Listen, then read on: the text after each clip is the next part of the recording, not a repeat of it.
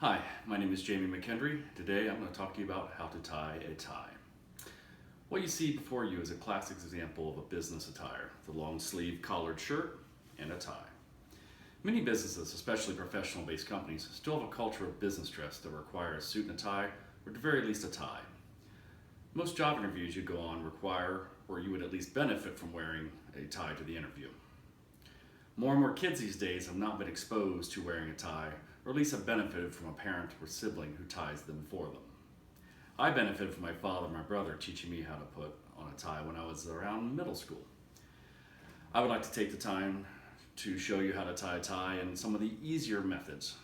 Let's take a quick look at some of the classic examples of knots. There are actually upwards of 18 different types of ways you can tie a knot. Some are very sophisticated and difficult to execute, and there are a few that are more basic in execution. We're going to go over three basic types, and I will demonstrate one of them for you today. One of the most well-known styles is the full Windsor knot. Very popular in culture. It's a very old tie knot. There's also the half Windsor, which is also very well known and slightly easier to execute than its full cousin. The third example, and one of the easier knots, is called the four-in-hand knot. And I'm going to show you today how to tie the four-in-hand knot. First of all, I'm going to remove my tie. You want to make sure you pop your collar up to make it easier to access the tie. All right.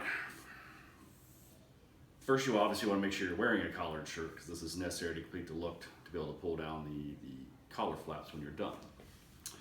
You want to start with your tie about 12 inches, the fat side about 12 inches below the skinnier side, give or take.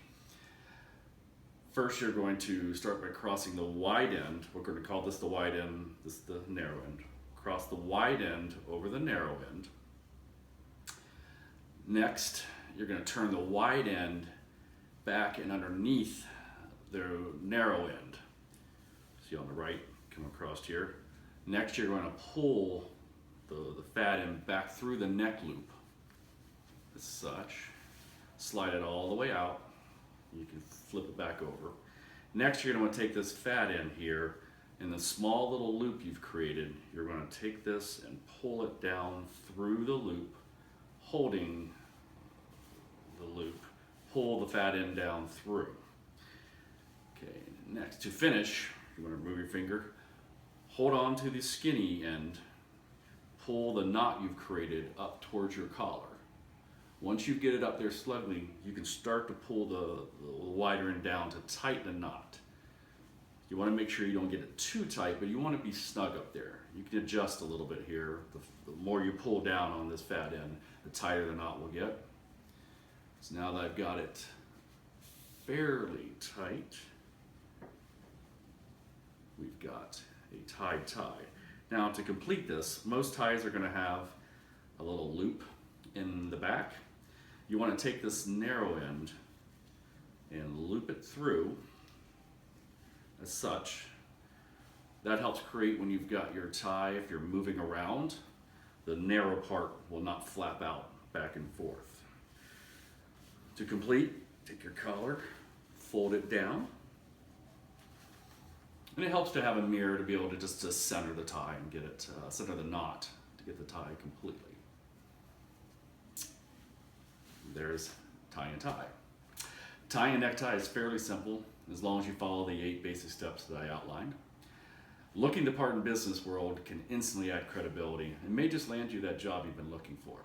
In addition, practice makes perfect is a great statement applies to this lesson. Over time, you'll be able to tie your tie without the aid of a mirror, but it's best to practice in front of the mirror to kind of get that perfect look you're looking for. Again, my name is Jamie McKendry. I hope this was very helpful for you. Thank you for your time.